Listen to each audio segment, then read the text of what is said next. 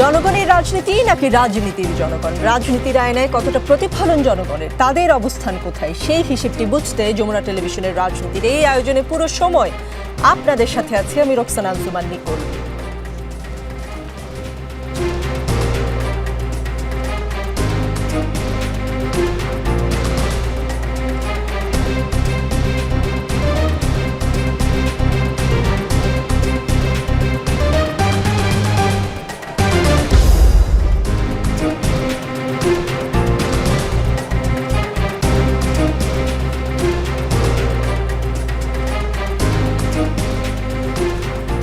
দর্শক, আজকের রাজনীতিতে আমাদের সঙ্গে আছেন সাংবাদিক ও অ্যাক্টিভিস্ট সাইয়েদ আব্দুল্লাহ, আছেন জবান ম্যাগাজিনের সম্পাদক রেজাউল করিম রনি, সাথে আছেন সিনিয়র সাংবাদিক ও কলামিস্ট আনিস আলমগীর এবং জ্যেষ্ঠ সাংবাদিক মাসুদ কামাল আছেন আমাদের সঙ্গে। মাসুদ কামাল, আগামী সরকারের মন্ত্রীদের জন্য 7টি গাড়ি কেনার প্রস্তাবে সম্মতি দিয়েছে অর্থ মন্ত্রণালয়।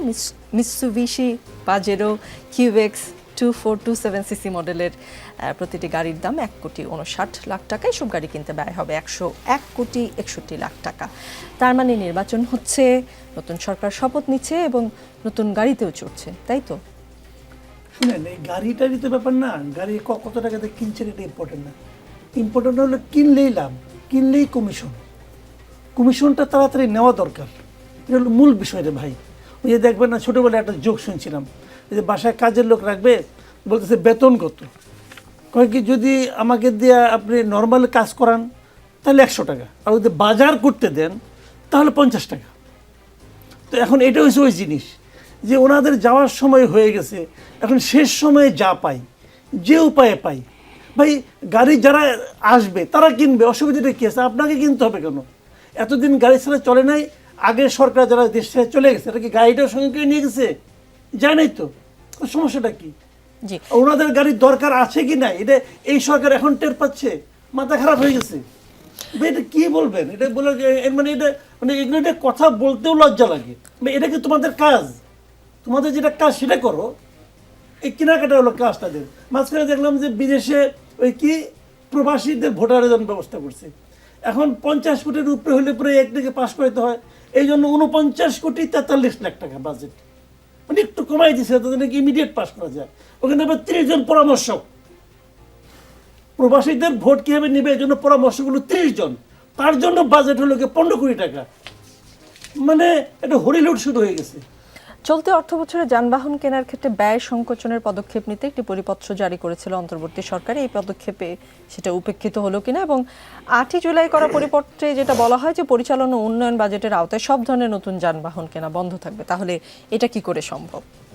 এটা করলে সম্ভব। উপেক্ষিত হতে কিসে উপেক্ষা করলাম, আপনি কি করবেন? আমার লাভটা ধরলে হিসাবটা ভাই ক্লিয়ার। এগুলো নিয়ে এখানে নীতি নৈতিকতা খুঁজতে যায়েন না প্লিজ, টায়ার্ড হয়ে যাবেন, এক পর্যায়ে পাগল হইতে পারেন। নীতি নৈতিকতা খুঁজেন না। সিস্টেমটা হলো আমি লাভ চাই, আমি ইমিডিয়েট কিছু চাই, এইটার সঙ্গে কে কে জড়িত ওটা খোঁজ নেন, তাহলে বুঝবেন তারপরে তাদের কি লাভ হয়। সাইয়েদ আব্দুল্লাহ, আগামী মন্ত্রিসভার সদস্য সংখ্যা 60 যে হবে, মানে 7টি গাড়ি কেনা আমরা মনে হচ্ছে 60 হবে, মানে সেটা সরকার এখনই কিভাবে জানলো?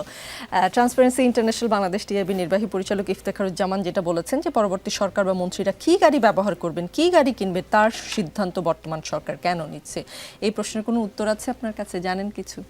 স্পেসিফিক কোনো উত্তর নাই, তবে সম্ভবত তারা মনে করছেন 60 না হলে 50 হবে, 40 হবে, হয়তো বা এগিয়ে যাওয়ার ঘটনা। কিন্তু এই পুরা প্রস্তাবের সাথে আমি ব্যক্তিগতভাবে একমত না।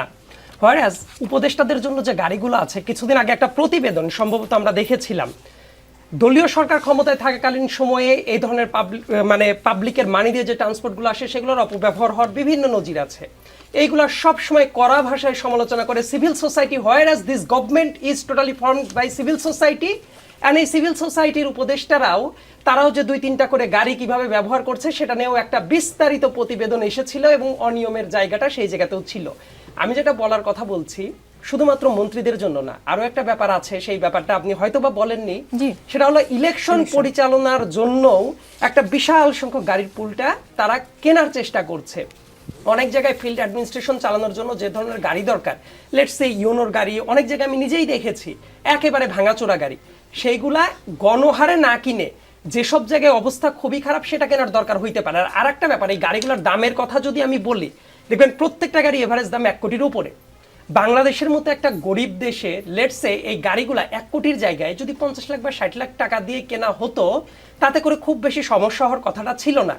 এই সরকার যখনই কিনছে, আমি সবসময় একটা কথা বলি, যে কোনো প্রজেক্ট পাস হওয়ার সময় এবং ওইটা যখন আলটিমেটলি ফর্মুলেশনটা হয়, এর সাথে সাচিবিক অনেক কাজ কারবার জড়িত আছে।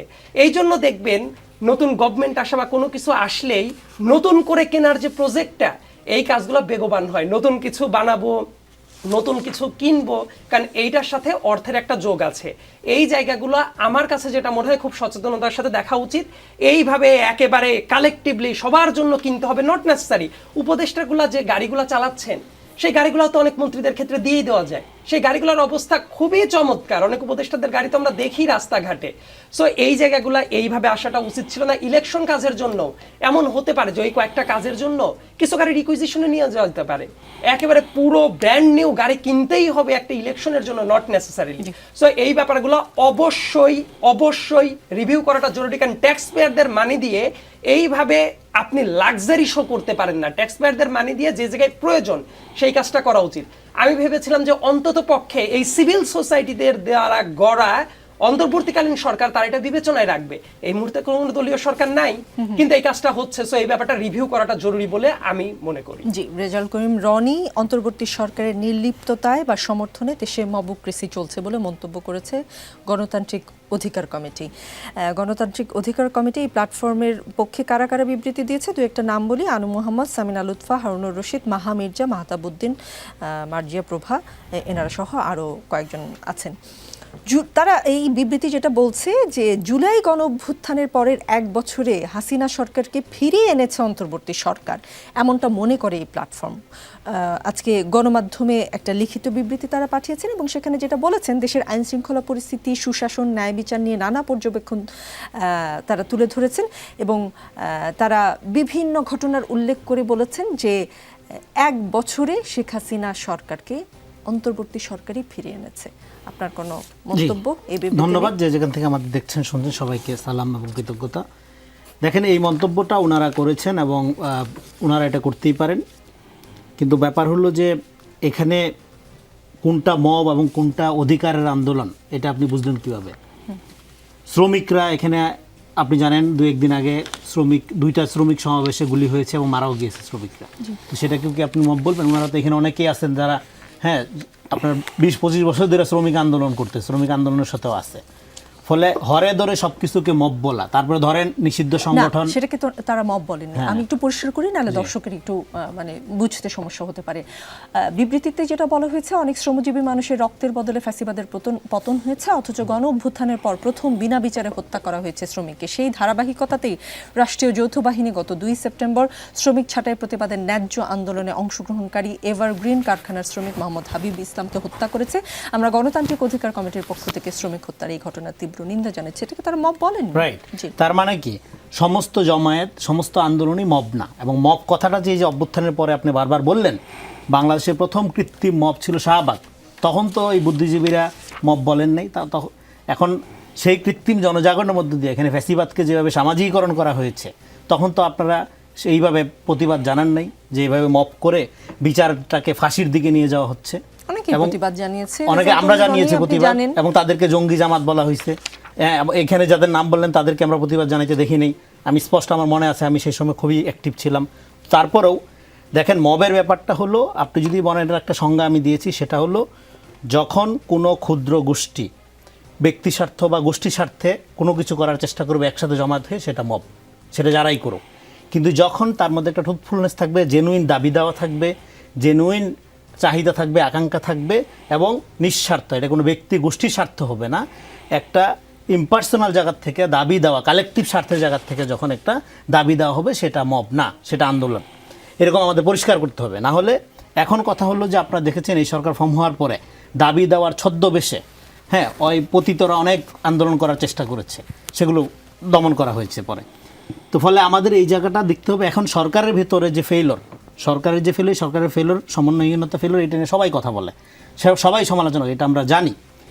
এবং সেই ফেইলরটা আপনার এখানে আমাদের কেন আমরা মোকাবেলা করতে পারছি না? আমরা মোকাবেলা করতে পারছি না এই কারণে যে আমরা যে এই ধরনের রাষ্ট্র দেখতে চাই, মানে গণঅভ্যুত্থানের মধ্য দিয়ে যেই ধরনের রাষ্ট্রের আকাঙ্ক্ষা নতুন প্রজন্ম থেকে শুরু করে নাগরিকদের মধ্যে গড়ে উঠেছিল, সেই আকাঙ্ক্ষা বাস্তবায়নের জন্য জনগণের ইমিডিয়েট ক্রাইসিসগুলো মোকাবেলা করা, দ্রব্যমূল্য, জননিরাপত্তা, পুলিশ সংস্কার, এগুলোর দিকে মনোযোগ না দিয়ে অভ্যুত্থানের শক্তি সমস্ত রাজনৈতিক দল এবং অরাজনৈতিক দল, ব্যক্তি বা গোষ্ঠী সহ তারা ক্যাবিনেটের দিকে মনোযোগী হয়ে গেছে, মানে ক্ষমতার দিকে মনোযোগী হয়ে গেছে। ক্ষমতার দিকে মনোযোগী হওয়ার মধ্য দিয়ে, হ্যাঁ, নতুন এই নানা রকম সিমটম আপনি পাবেন। মনোযোগী হওয়ার মধ্য দিয়ে যেটা হয়েছে, আপনার জনগণের সাথে যে বিচ্ছিন্নতা, ধরেন এই অভ্যুত্থানে আপনার সবচেয়ে বড় অর্জন কি? বড় অর্জন হলো সলিডারিটি।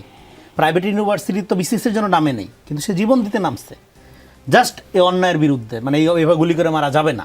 তো এই যে সলিডারিটি আপনি অর্জন করলেন, সেই সলিডারিটিটা রক্ষা করাটা ছিল প্রথম দায়িত্ব। সেটা রক্ষা হইতো কিভাবে? সেটা রক্ষা হইতো জনগণের ইমিডিয়েট যে চাহিদা, ইমিডিয়েট যে ক্রাইসিস, সেগুলো সম্মিলিতভাবে কিভাবে মেটানো যায় সেদিকে চেষ্টা করা। সেদিকে চেষ্টা না করে ক্যাবিনেট, চলতি ক্যাবিনেট এবং আগামী ক্যাবিনেটকে কেন্দ্র করে রাজনৈতিক দলগুলো যেভাবে ধরনের মুখোমুখি অবস্থানে গেছে, তাতে করে আপনার নেক্সট প্রশ্নের উত্তরে আসছি, তাতে করে মনে হচ্ছে যে আওয়ামী লীগ তো আবার প্রাসঙ্গিক হয়ে যাচ্ছে। এবং আওয়ামী লীগ প্রাসঙ্গিক হওয়ার কাজটা যদি হয়েও থাকে তাদের কথা মতো, এটা তো ইনসাইড জব। ইনসাইড জব মানে তাহলে আপনি ভেতর থেকে এমন পরিস্থিতি তৈরি করছেন, আবার এখানে এক ধরনের ভয়েসও রেজ হচ্ছে নাগরিক কমিটি, সুশীল সমাজ, হাবিজাবির নামে, অথচ আমরা দেখেছি এন্টার সুশীল সমাজ কোট আনকোট ব্যতিক্রম বাদে পুরাটাই আওয়ামী সমাজ ছিল। বাংলাদেশের বুদ্ধিজীবীতা শাহবাগের মধ্যে দিয়ে আত্মহত্যা করে গেছিল। তো ফলে এইরকম একটা পরিবেশের মধ্যে এখন আপনি জাতির বিবেক আকারে হাজির হচ্ছেন। ফলে দেখেন এখানে আমাদের মূল সমস্যাটা যেটা হচ্ছে, আমাদের এখানে যে একটা এই যে মানুষের আত্মশক্তি, আত্মমর্যাদা বোধ এত কম, যে আওয়ামী লীগের সময় আওয়ামী লীগ, আন্দোলনের সময় আন্দোলনকারী, তারপরে এখন বিএনপি জামাত হওয়ার যে প্রতিযোগিতা, সেই প্রতিযোগিতার মধ্য দিয়ে মানুষের যে তার পজিশন, ক্লিয়ার পজিশন, সেটা এখানকার সুশীল সমাজ বলেন, বুদ্ধিজীবী সমাজ বলেন, সাংবাদিক সমাজ বলেন, বেশিরভাগ সময় হারাই ফেলে। হারাই ফেলার মধ্য দিয়ে এই সমস্যাটা তৈরি হয়। ফলে আওয়ামী লীগ ফেরার কথাটা ওনারা প্রতীকী অর্থে বলেছেন। এখানে আওয়ামী লীগ ফেরাবে কেন? আওয়ামী লীগ তো আছেই। এই গভর্নমেন্ট যে ফর্ম হয়েছে, এই গভর্নমেন্টের মধ্যে আওয়ামী লীগের স্বার্থ রক্ষা হয় নাই? অবশ্যই আওয়ামী লীগের স্বার্থ রক্ষা হয়েছে। কারণ আমাদের এখানকার যে সুশীল সোসাইটি, যার একটা বড় অংশ নিয়ে এই সরকার গঠিত হয়েছে, তারা শেখ হাসিনাকে ঘৃণা করলেও, শেখ হাসিনার প্রতি তাদের ক্ষোভ থাকলেও, আওয়ামী লীগ একটা আইডিয়া, একটা রাজনৈতিক আদর্শ হিসাবে সেইটার ব্যাপারে অনেকের আবেগ, ইমোশন রয়ে গেছে। ফলে এটাকে প্রোটেক্ট করার, থাকাটা অন্যায় বলতেছি না, সেটাকে প্রোটেক্ট করার কাজটা ফ্রম দ্য ভেরি বিগিনিং এটা ইনসাইড জব। এবার আউটসাইডে আছে তারা দিল্লিতে, তারপরে আছে গুপ্ত অবস্থা, এই যে মাঝে মাঝে হামলা করছে, মাঝে মাঝে ঝটিকা মিছিল করছে, ওদিক থেকে উস্কানি দিচ্ছে, ভারতে আপনার কমিটি ইয়াকে বলে অফিস খুলে বসছে। ফলে সব মিলাইয়া আমরা একটা, এই জন্য আমরা প্রথম থেকে বলছিলাম কি, আমরা একটা লেট ফ্যাসিজমের মধ্যে আছি, এটা একটা ফ্যাসিস্টিক কাঠামোর মধ্যেই আমরা আছি। এটাকে বলি আমরা fascism without Sheikh Hasina. Already here আপনি সেটা বলছেন। জি আনিস আলমগীর, আদালতে আজকে সাংবাদিকদের গায়ে হাত তোলা হয়েছে এবং সাংবাদিক পান্নার জামিন নামঞ্জুর, দুটি ঘটনাই ঘটেছে। আপনি একজন সিনিয়র সাংবাদিক, আপনি এই ঘটনায় মানে পর্যবেক্ষণ কি আপনার? আদালতে শুধু যে সাংবাদিক উপর হামলা হচ্ছে বা অন্য রাজনীতিবিদদের উপর হামলা হচ্ছে তা তো না, আদালত এখন অনিরাপদ জায়গা হয়ে গেছে। এটা সবচেয়ে দুঃখজনক যে যেখানে মানুষ বিচারের জন্য যাবে সেখানে বিচার পাওয়াটা কঠিন হয়ে গেছে। আপনি তো আগে আদালতে যেতেই পারছেন না। তো আদালত কতটা মানে জনবিচ্ছিন্ন হলে, মানে জন আকাঙ্ক্ষা থেকে দূরে সরে গেলে, লতিফ সিদ্দিকীর মতো একজন সাবেক মন্ত্রী এবং মুক্তিযোদ্ধা, উনি বলেন যে আমি দেব কেন, আদালত ওকালতনামায় স্বাক্ষর করব কেন? কারণ যেই আদালতের ক্ষমতা নাই যে আমাকে জামিন দেওয়ার, স্বাধীনভাবে অ্যাক্ট করার, তাহলে সেখানে তো আমি জামিন চাইতে যাব না।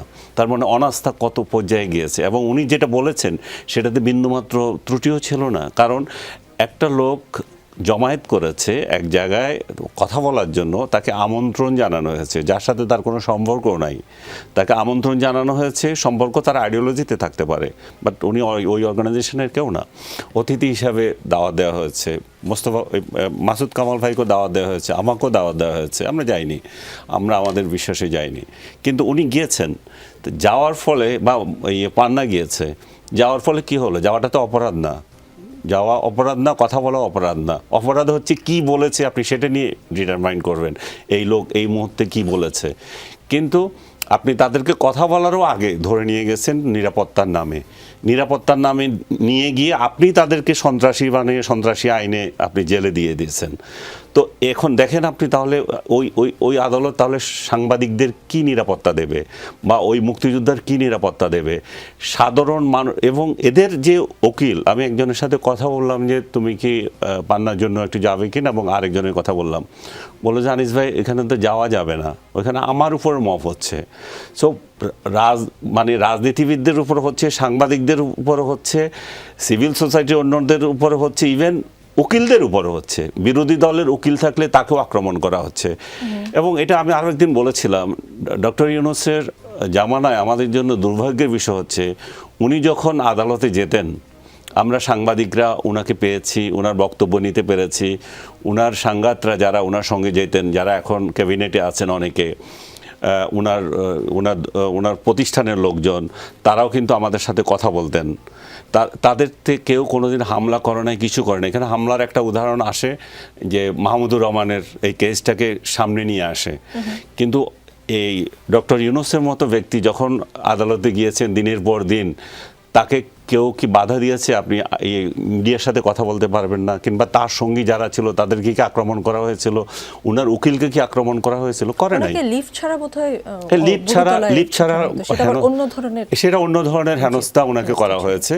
কিন্তু আপনার ওনার আইন অধিকার পাওয়া, আইনের যে ইয়েটার বিচার পাওয়ার যে অধিকার, সেই অধিকারে তো হস্তক্ষেপ করা হয়নি এখানে। এখন উনি এমন সংস্কৃতি চালু করেছেন, উনি যেটা পেয়েছেন সেটাও উনি দিতে পারছেন না।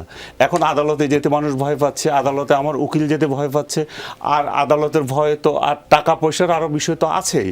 তাহলে আমরা বিচারও পাবো না, এবং ভুয়া মামলায় গ্রেপ্তার হবে, এবং সেই জায়গায় আবার আমার পক্ষে যে দাঁড়াবে তাকেও দাঁড়াতে দেবে না।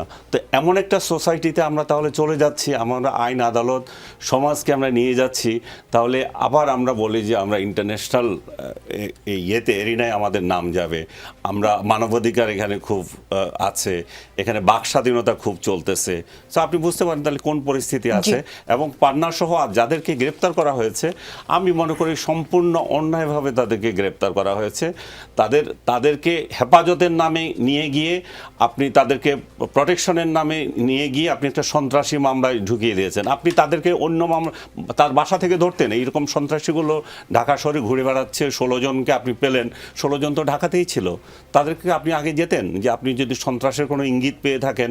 এবং এই যে সমাবেশটা হলো, দেখেন একটা সাংবাদিক সংগঠনের কার্যালয়ে গিয়ে আপনি এখানে আক্রমণ করছেন, যেখানে পুলিশ এটা ওপেন ফিল্ড, এখানে আপনি যে কেউ যে সমাবেশ করতে পারে। সরকারের বিভিন্ন সংস্থা আছে, তারা দেখতে পারে কি আলোচনা হচ্ছে। তাহলে কারো কোনো তোয়াক্কা না করে আপনি ওখানে মবগিরি করছেন। ওখানে মতামত সন্ত্রাসী গিয়েছে, ওখানে ট্যাগ সন্ত্রাসীরা গিয়ে তার উপর আক্রমণ করছে, এবং একজন মুক্তিযোদ্ধাকে গালে জুতা মারো তালে তালে বলে এখানে দিচ্ছে। তাহলে এখানে তো আর বলার কিছু নেই। মাসুদ কামাল, বিএনপি স্থায়ী কমিটির সদস্য শামসুজ্জামান দুদু বলেছেন, দেশে একটি ভালো নির্বাচন হোক, তা আওয়ামী লীগ চায় না, ফলে দলটি নতুন করে ষড়যন্ত্র শুরু করেছে।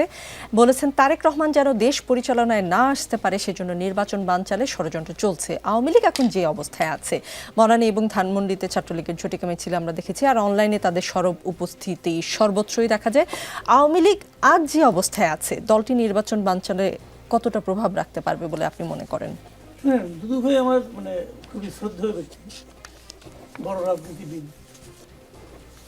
একজন একসময় ডাকসাইটের ছাত্র নেতাও ছিলেন। বাট আমার না মনে হয় জানেন, ওনারা ছায়ার সঙ্গে যুদ্ধ করছেন। আওয়ামী লীগ হয় আর ভাই বাংলাদেশে আওয়ামী লীগ কোথাও নাই। আওয়ামী লীগ একটা মিছিল করে না, মিটিং করে না, করতে পারে না। আওয়ামী লীগের মিছিল করছে, যে আমরা ছাত্রলীগের মিছিল দেখেছি, খুলনায়ও 4 জায়গায় মিছিল হয়েছে কিছুদিন আগে। ওটা তো চোরাগুপ্ত মিছিল। ওরকম মিছিল বিএনপিও করতো আওয়ামী লীগের আমলে। আমি যখন টেলিভিশনে থাকতাম, আমাদের ফোন করে বলতো যে 10:12 থেকে 10:15 পর্যন্ত এই 3 মিনিটে আমরা হাতির ঝিলের অমুক জায়গায় একটা মিছিল করবো, প্লিজ একটা ক্যামেরা পাঠান। ওরকম মিছিল, চোরাগুপ্ত মিছিল আমরা বহুত দেখছি। বাট ওই মিছিল কোনো কার্যকর না। কাজে এরা তো কোনো পলিটিক্যাল অ্যাক্টিভিটিসের মধ্যে নাই। এখন এরা নির্বাচনকে বানচাল করার জন্য যদি কিছু করতে পারে বাইরের থেকে, সোশ্যাল মিডিয়া অনেকে করতে পারে। সোশ্যাল মিডিয়া তো বাংলাদেশে একটা বিশৃঙ্খলা লাগানোর জন্য বিদেশ থেকে অনেক কিছু করতেছে। তো এটা তো আপনাদের পাল্টা সোশ্যাল মিডিয়া আছে, এগুলো তো চলছে। তো এটাকে একটা মানে আপনার মানে রাজনীতির মানে ভাষা হিসেবে প্রধান প্রতিপক্ষ হিসেবে যদি আপনি দাঁড় করান, তাহলে কি হয় জানেন? তাহলে বরং ওদেরকে গুরুত্ব দেওয়া হয়। তো এই যে গুরুত্ব দেওয়াটা মানে জুজুর ভয় পাওয়া তো উচিত। আমরা দেখেন, আমরা তো আশা করতেছি যে আগামীতে বিএনপি ক্ষমতায় আসবে। তো আমরা তো বিএনপিকে একটা শক্তিশালী দল হিসেবে দেখতে চাই।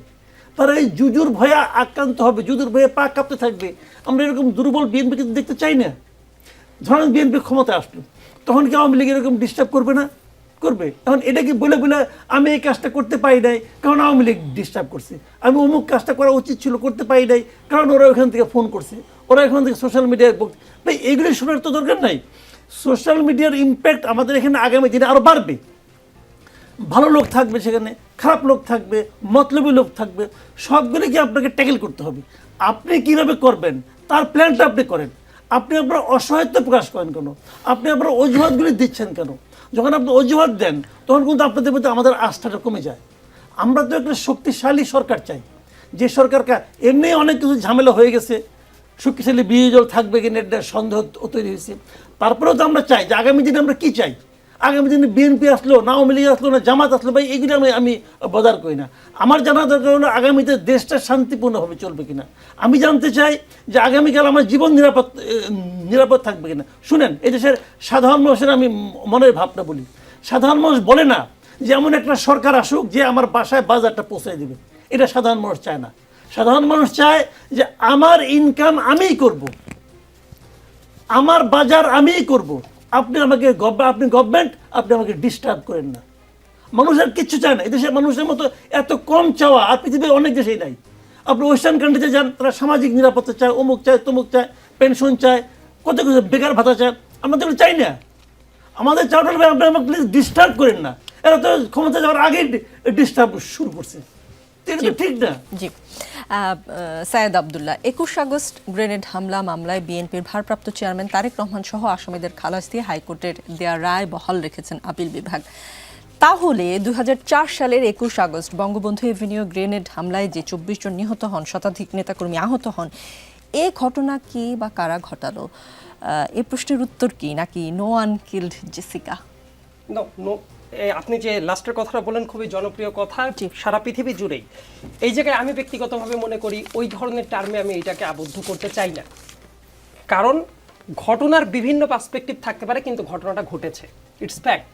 কেউ যদি বলে ঘটনাটা ঘটে নাই, এই মানুষগুলো মারা যায় নাই, এগুলো হবে মিথ্যা কথা। সো আপনি যদি রাজনীতি করতে চান, আপনার বেটার রাজনীতিটাই খুঁজতে হবে।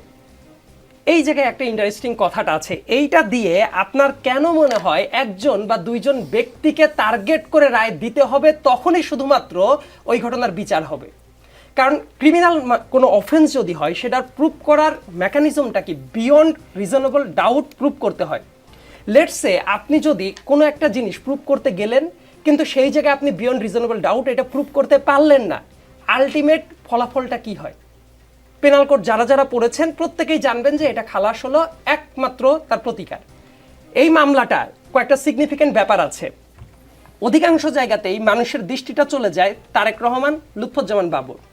ঘটনা ঘটেছিল, ঘটনার যদি নিরপেক্ষ বিচার হয়, একেবারে স্বাধীন তদন্ত হবে। আমার কথা, যে যে এই জায়গায় জড়িত তাদের বিরুদ্ধে যদি বিচারটা করা যায়, একটা ফেয়ার ট্রায়াল, তো আমি বিশ্বাস করি প্রত্যেকটা ঘটনারই হওয়া উচিত। লেটসে আরও 50 বছর আগের, আরও 60 বছর আগের এমন যদি কোনো ঘটনা থাকে, কারণ জানেন ক্রিমিনাল কোনো অপরাধ যদি হয় সেটা আসলে কোনো টাইম ফ্রেম থাকে না, যেটা সিভিল ম্যাটারে থাকে।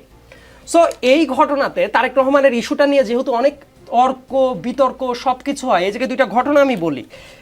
2008 সালে তত্ত্বাবধায়ক সরকার ক্ষমতায় ছিল, তখন তার বিএনপি সরকার ক্ষমতায় ছিল না। 2008 সালে সিআইডি এই মামলার তদন্ত শেষে অভিযোগপত্র যেটা আছে সেটা চূড়ান্ত অভিযোগপত্র জমা দেয় এবং তারপর বিচারটা শুরু হয় 2008 সালে।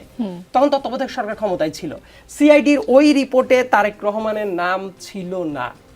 তারপরে 2009 সালে আওয়ামী লীগ সরকার ক্ষমতায় আসে। ক্ষমতায় আসার পরে সিআইডির ওই প্রতিবেদনের পরে অধিকর তদন্তের নামে আরেকটা প্রতিবেদন যুক্ত করে, সেই জায়গায় তারেক রহমানের নামটাকে সংযুক্ত করা হয় নতুন করে।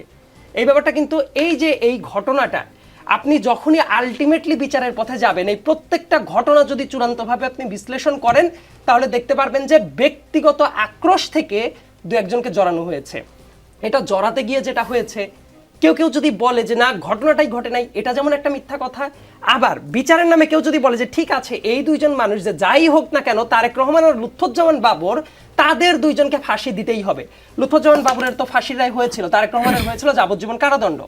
এবং তাদের বিচারের ক্ষেত্রে আপনি কয়েকটা ঘটনা বলি, ব্যক্তিগত হিসেবে তো তাদের মামলা না, মানে ইন্ডিভিজুয়াল ঘটনা না, প্রত্যেকটা জায়গায় তাদেরকে মামলাতে যেভাবে ফ্রেমিং করা হতো, একজন বিচারক তারেক রহমানকে জামিন দিয়েছিল একটা মামলায়, তারপরে আওয়ামী লীগ রেজিমে ওই বিচারপতির ভাগ্যে কি জুটেছিল সেটাও নিশ্চয়ই আমরা জানি। সেটা নিয়েও কিন্তু আলোচনাটা হওয়া দরকার যে একজন বিচারপতি, ওনার কাছে মনে হয়েছে মামলার ফ্যাক্টস ঠিকঠাক আছে, উনি বিচার করেছেন, তারেক রহমান ওই জায়গায় জামিন পেয়েছিল, এবং জামিন পাওয়ার পরে ওই বিচারকের ভাগ্যে যেটা ঘটেছিল সেই ব্যাপারটা আনিস আলমগীর ভাই আলোচনা করছিলেন। অবশ্যই অনেক দুঃখজনক ঘটনা ঘটছে, মানে একটা বিপদ দেখলে বা একটা বাজে জিনিস ঘটলে আমরা যদি মুখ বালির ভেতরে গুজে রাখি তাইলে ওই জিনিসটা মিথ্যা হয়ে যায় না। বর্তমানে অনেক জায়গায় নর্মালসি নাই, অনেক বাজে ঘটনা ঘটছে, সেটাকে আমরা প্রথমে স্বীকার করি। স্বীকার করার পরে আনিস আলমগীর ভাই যেভাবে বললেন ওই যে কোর্টে আক্রমণ হচ্ছে, অমুক তমক হচ্ছে, বাংলাদেশ এমন একটা জায়গায় গিয়েছিল যে জায়গায় চিফ জাস্টিস, আমি রিপিট করছি, বাংলাদেশের চিফ জাস্টিসের তার যে ব্যক্তিগত অধিকার ছিল সেটাকে সিরিয়াসলি খর্ব করা হয়, তাকে অস্ত্রের মুখে জিম্মি করে দেশ থেকে পাঠিয়ে দেওয়া হয়। যে দেশে তারেক রহমানকে জামিন দেওয়ার জন্য একজন বিচারপতির ভাগ্যে কি অন্ধকার নেমে এসেছিল সেটাও সবাই জানে। সো এই যে বর্তমানে কিছু অসঙ্গতি, যেটা অবশ্যই আমি বলি এটা অসঙ্গতি, এই অসঙ্গতির একটা চূড়ান্ত লেভেলও আমরা এই কোর্ট থেকেই দেখে এসেছি। দুর্ভাগ্যজনকভাবে অনেক সিভিল সোসাইটি তখন এটা নিয়ে কথা বলে নাই।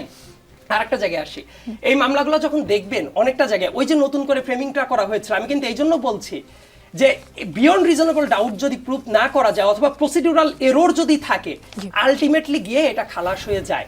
সো তারেক রহমান এবং লুৎফুজ্জামান বাবর তাদেরকে ফাঁসি দিতে হবে, যাবজ্জীবন কারাদণ্ড হবে, এটা বাদ দিয়েও তো তাদেরকে যেহেতু ফ্রেমিং করা হয়েছে ওই জায়গাগুলোতে, এটা বাদ দিয়েও যারা অপরাধী যারা আছে, আমি তো চাই প্রত্যেকটা ঘটনার বিচারটা হওয়া উচিত, এই ব্যাপারটা ওভারলুক করার কোনো সুযোগ নাই। কিন্তু এখন যদি তাদেরকে জোর করে এই জায়গায় ঢোকানো হয়, তারপরে আওয়ামী লীগ রেজিমের পন্থাটাই ছিল তাদেরকে শাস্তির আওতায় আনতেই হবে, কেন তাদের নাম যদি নাও থাকতো, অন্য যারা কেউ যদি করে থাকে তাদের বিচার করলে তো আমার কোনো আপত্তি নাই। ইনফ্যাক্ট এই জায়গায় সাক্ষ্য গ্রহণ প্রক্রিয়ার ভেতরেও অনেককে এমনভাবে নিপীড়ন করে জোর জবরদস্তিমূলক ভাবে সাক্ষ্য নেওয়া হয়েছে, সেটাও কিন্তু অনেক জায়গায় রেকর্ডেড আছে। সো এই প্রসিডিউরাল এররগুলো নিয়ে যদি কথা বলতে হয়, আলটিমেটলি আমাদের পেনাল কোড অনুসারে হিসাবটা খুবই সিম্পল, খালাস হয়ে যাওয়াটাই স্বাভাবিক যারা অপরাধ করে নাই। জি জি, রাজনীতির আলোচনা চলছে, একটু পরে আবার ফিরছি।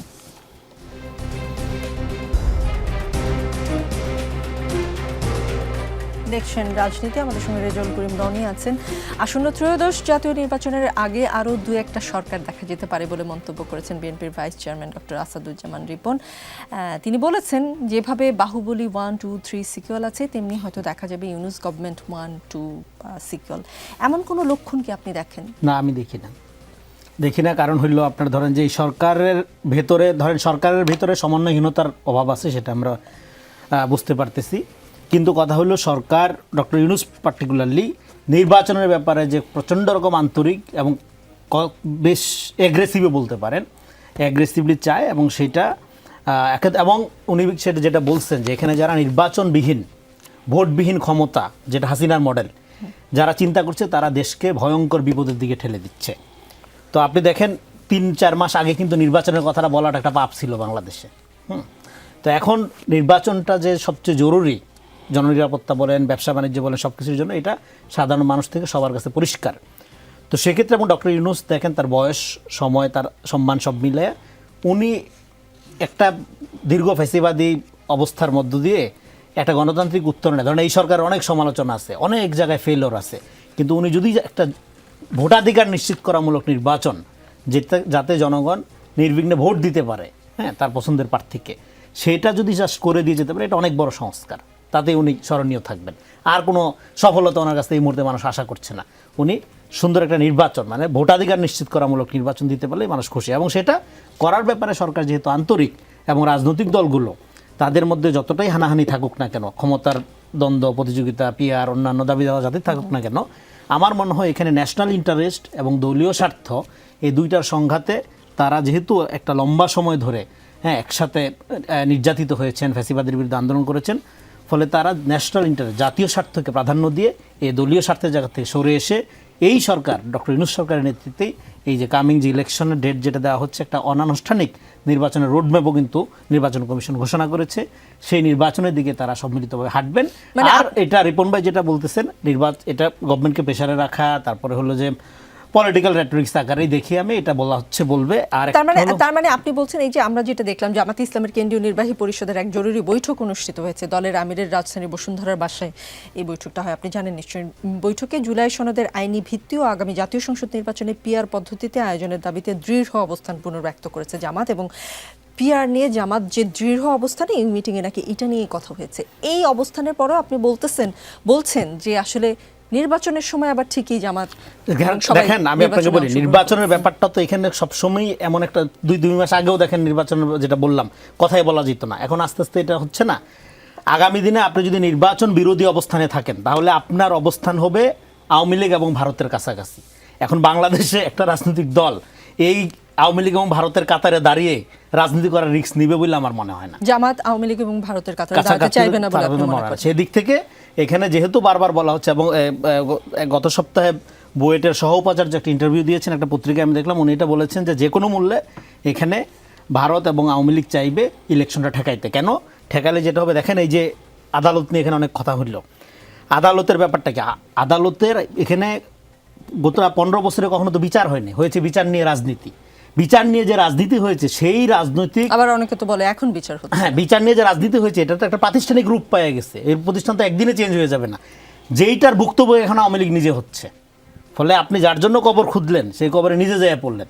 আপনি আদালতটাকে এমন জায়গায় নিয়ে গেছিলেন, এই যে প্রধান বিচারপতির কথা বললেন সবাই আমরা জানি, সিনহা সাহেবের কথা। ফলে এখন আদালতে যে বিচার হচ্ছে না আওয়ামী লীগের, এটা অবাক হওয়ার কিছু নাই, কারণ এটা তো আওয়ামী লীগেরই সৃষ্টি, এটা তো আওয়ামী লীগেরই মডেল। আদালতে এইভাবে চলে, আমার খুশি মতো রায় হয়, আমার খুশি মতো আদালতে ইয়া করা হয়, হ্যাঁ যারা খুশি রক্তাক্ত করা হয়। তো এই যে মাহমুদুর রহমানের কথা বলা হইলো এখানে, তো ফলে এটা আওয়ামী লীগ এটাকে প্রাতিষ্ঠানিক রূপ দিয়ে, যার যেটা হওয়া উচিত না। ডেফিনেটলি বিচার, সে যত বড় ক্রিমিনালি হোক, বিচার হইতে হবে, প্রতিশোধ না। বিচার আপনি যে কাউকে ভিকটিম বানাইতে পারবেন না, কারণ ভিকটিম বিকাম কিলার্স, এটা একটা গুরুত্বপূর্ণ জায়গা। ফলে আপনি যেটা বলছেন, সরি আপনার লাস্ট প্রশ্নটা আবার। লাস্ট প্রশ্ন যেটা করেছি সেটার উত্তর মনে হয় পেয়ে গেছি আমি, যে জামাতের পিআর মানে জামাত পিআরের ব্যাপারটা এখানে যেটা বুঝতে হবে, দেখেন বুড়িগঙ্গা নদীতে আপনি টাইটানিক নামানোর চিন্তা যদি করেন, খুবই ভালো চিন্তা, কিন্তু জিনিসটা এখানে চলবে না। মানে আপনি বলছেন জামাতের এই পিআর চিন্তা বুড়িগঙ্গা নদীতে টাইটানিক চালানোর মতো অবস্থা। আনিস আলমগীর, ঢাকায় সফররত যুক্তরাষ্ট্রের সাবেক রাষ্ট্রদূত পিটার ডি হাস আজ প্রায় 1 ঘন্টা পররাষ্ট্র সচিব আসাদ আলম সিয়ামের সঙ্গে বৈঠক করেছেন। আজ সকাল 8:48 থেকে 9:30 পর্যন্ত বৈঠকটি চলেছে বলে আমরা জানতে পেরেছি। তার এই সফর ও বৈঠক নিয়ে কূটনৈতিক মহলে নতুন করে আলোচনার সৃষ্টি হয়েছে। এই বৈঠকের রাজনৈতিক কোনো তাৎপর্য আপনি দেখেন কিনা? আমি এটা ছোট করে জবাব দিতে চাই, আমি অন্য প্রশ্নে যেতে চাই। এটা হচ্ছে যে যেহেতু এই সরকারটা আমেরিকান ইনস্টলেশন বলে প্রচার আছে, এবং আমেরিকানরাও বলছে নানা জায়গায় ডিপ স্টেটের হাত আছে এটা বানানোর ক্ষেত্রে, এবং সর্বশেষ আমরা দেখলাম যে এমন একটা রিপোর্ট আমেরিকানরাও বলছে, কোথায় আমেরিকান অনেক বুদ্ধিজীবী বলেছে, অনেক ইন্টারভিউতে বলেছে তারা এটাতে অংশ নিয়েছিল, তাদের সরকার ডিপ স্টেটের কথা বলেছে, আপনি হয়তো খেয়াল নাই আপনার। আচ্ছা, একটা ইন্টারভিউ পড়েছিলাম আমি। তো তখন এতগুলো অবস্থা যখন হয় তখন তো তাদের স্বার্থ দাঁড়ায়, এবং তাদের স্বার্থটা যে আরো বড় করে, তাহলে সেখানে দেখেন যে রাষ্ট্রদূত তো নাই, ডেপুটি যিনি আছেন উনি সিএ থেকে শুরু করে সবার সাথে বৈঠক করছেন, এখানে আমাদের রাজনৈতিক দলের নেতারাদের সাথে বৈঠক করছেন, এবং প্রধান বিচারপতির সাথে বৈঠক করছেন না কার সাথে, তারা সব রাজনৈতিক দলের সাথেই বৈঠক করছেন। এবং এটা হচ্ছে এক ধরনের বাংলাদেশের অভ্যন্তরীণ রাজনীতিতে একবার নগ্ন হস্তক্ষেপ। আপনি জাস্ট এটা যদি চিন্তা করেন, ভারত করছে বা চীন করছে বা পাকিস্তান করছে, তখন রাজনীতি কি হইছে হতো। আসলে আমি আমেরিকা করছে বলে আমাদের এটা চোখে পড়ছে না। তো সিয়ামের সাথে আজকে যে বৈঠক হয়েছে, এটা আমি মনে করি যে এটা তো খুবই ভালো যে তার স্ট্যাটাসে একজন লোক তার সাথে কথা বলতে এসেছে। এটা যদি আরও উচ্চ পর্যায়ের কেউ বা মানে উনি তো, আমি তো মনে করছি যে এটা ডক্টর ইউনূসের সাথে বৈঠক করবে, যে কি করতে হবে না করতে, তো ফর্দ দিয়ে যাবে। তো এটা একটা ভালো যে কূটনৈতিক শিষ্টাচার বরং এখানে রক্ষা হয়েছে। আমি ইলেকশন নিয়ে বলতে চাচ্ছি যে যেটা বারবারই আপনারা আলোচনা করছেন, যে ইলেকশন হবে কি হবে না এটা একটা বড় কোয়েশ্চেন কিন্তু মানুষের মধ্যে আছে। কিন্তু আমি ব্যক্তিগতভাবে মনে করি যে ইলেকশন হবে, এবং এই যে এই রিফর্ম সাহেবের যেটা বললেন এর আগে সিএ হবে কি না না হবে, সেই বিষয়গুলো আসলে মানুষের মধ্যে জল্পনা কল্পনা তৈরি করছে। এই যে জামাত আমিরের আপনি উদাহরণ দিলেন যে পিআর ছাড়া ইলেকশনে হয়তো তারা শক্ত অবস্থান নিচ্ছেন, তো সেই জায়গায় কেয়ারটেকার গভর্নমেন্ট নিয়েও কিন্তু একটা রায় আসছে বা হচ্ছে যে পুনর্বহালের, এবং ওইটা যদি পুনর্বহাল হয় তাহলে ডক্টর ইউনূসের সরকারকেও তো পুনর্বহাল করা যায়। তাহলে এইটা পিআর যদি এই ইলেকশনে যদি অ্যাপ্লাই করতে হয়, মানে সামনের ইলেকশনে, তাহলে এটা কেয়ারটেকার গভর্নমেন্টও ইনস্টল করতে পারে, তারাও ইলেকশন করতে পারে। এবং কেয়ারটেকার গভর্নমেন্ট নিয়ে যে একটা ধূম্রজাল এখন হচ্ছে যে আমেরিকা এটা দিয়ে ভারত চায় যে একটা অংশগ্রহণমূলক নির্বাচন হোক, এবং অংশগ্রহণমূলক নির্বাচনের জন্য আমরা বারবার বলে থাকি যে, কারণ এই জন্যে বলে থাকি যে আমাদের এই ইলেকশনের ভাগ্য নিয়ে তখন কিন্তু প্রশ্ন উঠবে, এই সরকারের লেজিটিমেসি নিয়ে প্রশ্ন উঠবে, যেটা শেখ হাসিনার আমলে যেটা হয়েছিল ঠিক একই কায়দায় আবার এটা হতে যাচ্ছে। এখন প্রশ্ন তুলে যে এরা যে গণহত্যা করেছিল, এটা এই করেছিল ওই করেছিল, সেই কাহিনী যে আপনারা তাহলে জাতীয় পার্টি বা আওয়ামী লীগকে পুনর্স্থাপন করতে চান। দেখেন দুইটা জিনিস কিন্তু দুই জিনিস, এবং এখানে দুই জিনিস, একটা সরকার এবং রাজনৈতিক দল। একটা রাজনৈতিক সরকারের অপকর্মের জন্য আপনি একটা রাজনৈতিক দলকে সাজা দিতে পারেন না। আপনি রাজনৈতিক দলকে যদি সাজা দেবেন তাহলে সেটা হতে হবে আইনগতভাবে।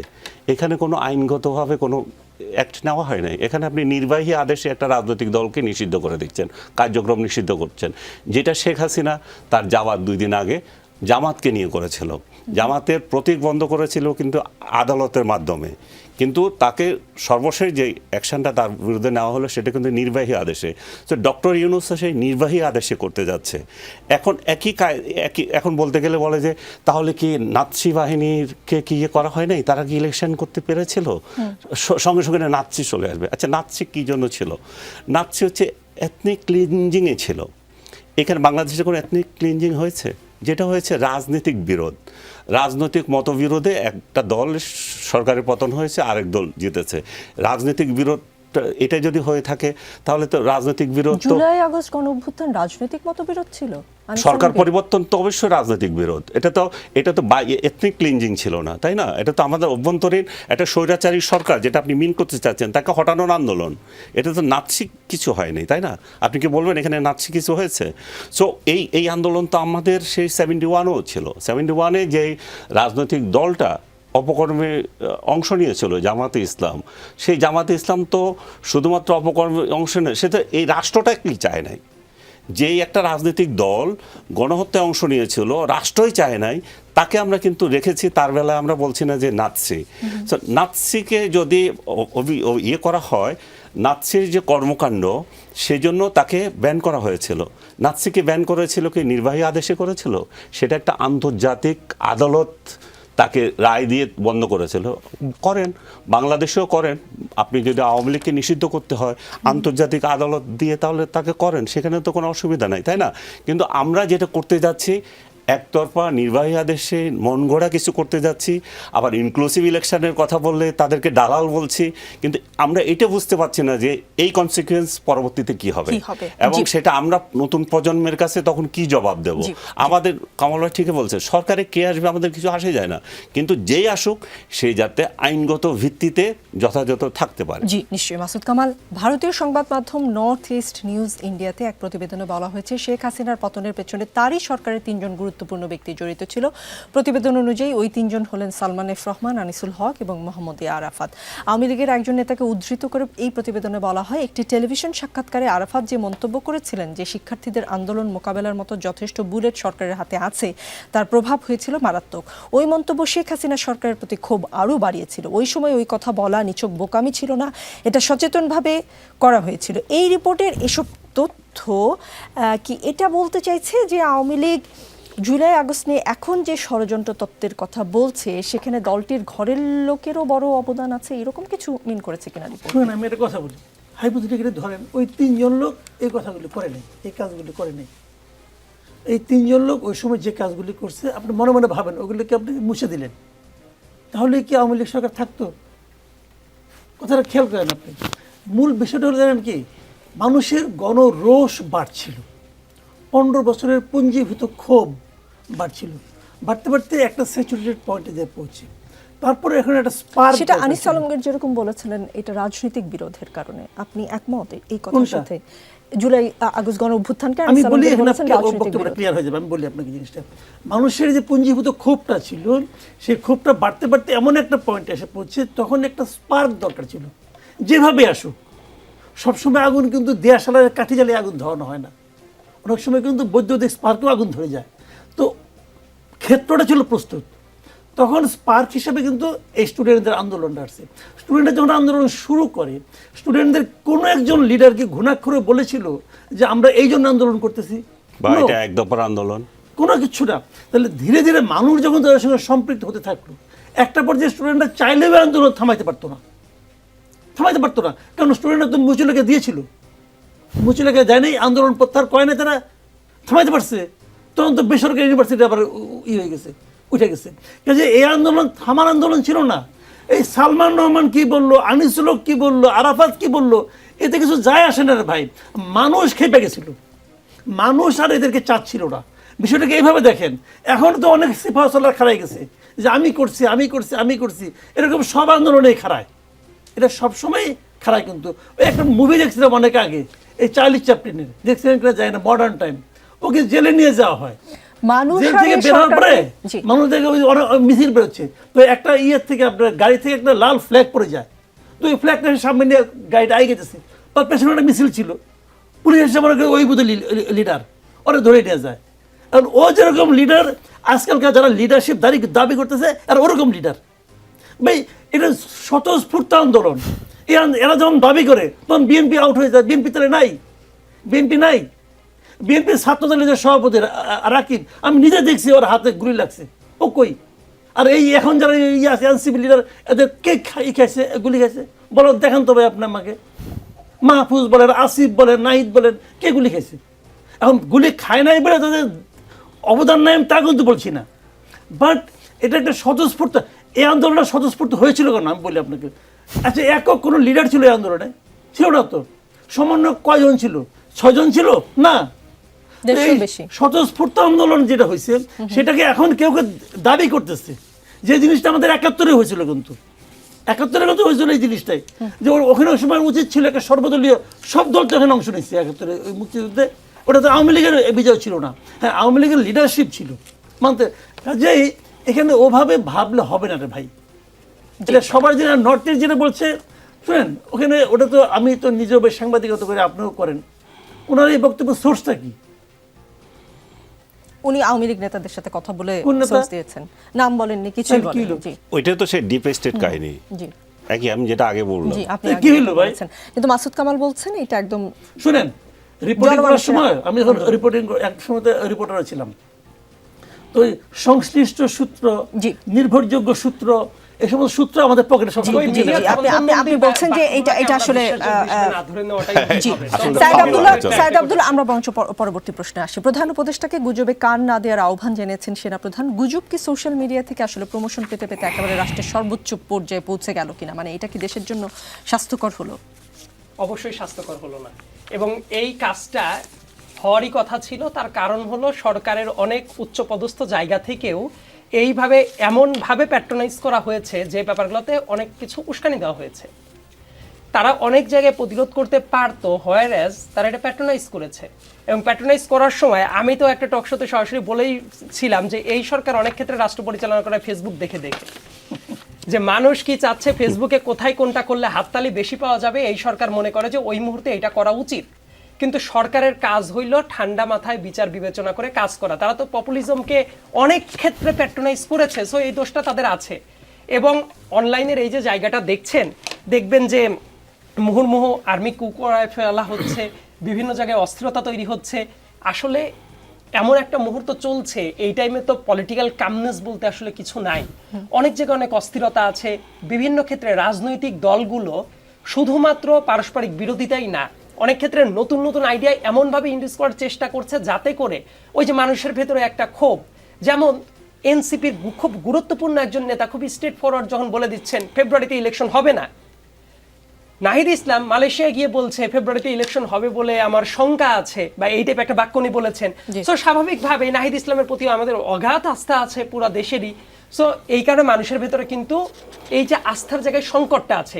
একই সাথে ওই যে একটু আগে যে নিউজটা নিয়ে কথা বলছিলেন, চন্দন নন্দী ওই ভদ্রলোকের নাম, চন্দন নন্দী ব্যক্তিটাকে যদি একটু রিড করা যায়, ওভার দ্য ইয়ার্স যদি রিড করা যায়, তাহলে বোঝাই যাবে যে অনেক কিছু নিয়ে রিড করা যায়, আলোচনা করা যায়, কিন্তু চন্দন নন্দীর কোনো রিপোর্ট নিয়ে টকশোতে আলোচনা করার মতো টপিক সেটা হওয়া উচিত না।